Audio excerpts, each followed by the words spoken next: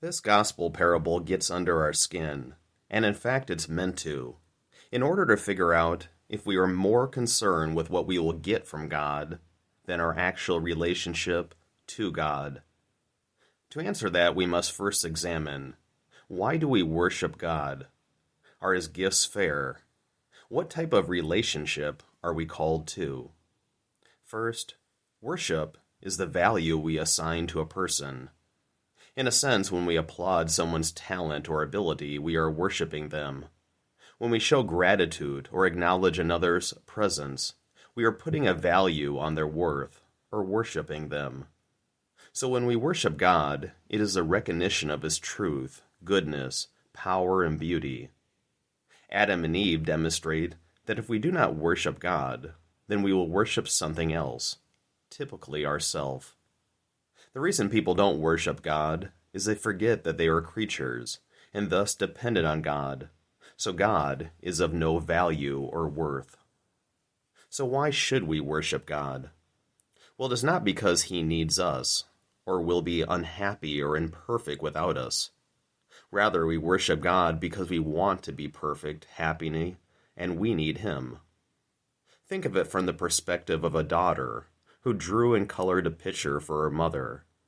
The mother's heart is overwhelmed by her young daughter's loving gesture, and would prefer this messy picture over a priceless piece of art.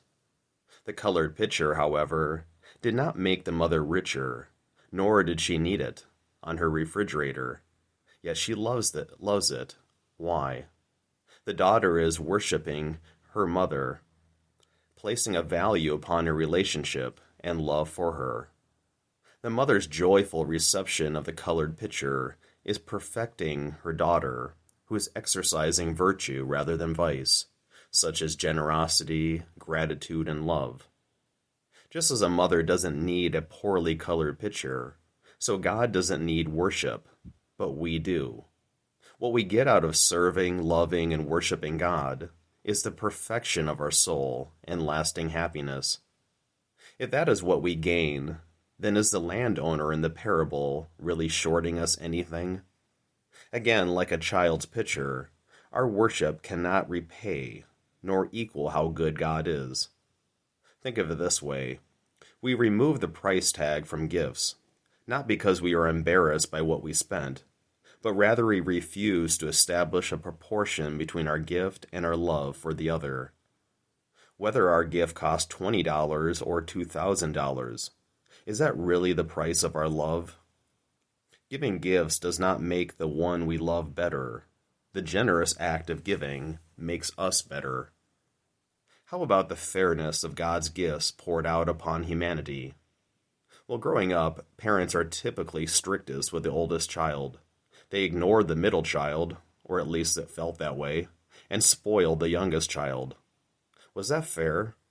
As we matured into adulthood, it did not matter, because our love for our parents was not dependent on what they gave or withheld.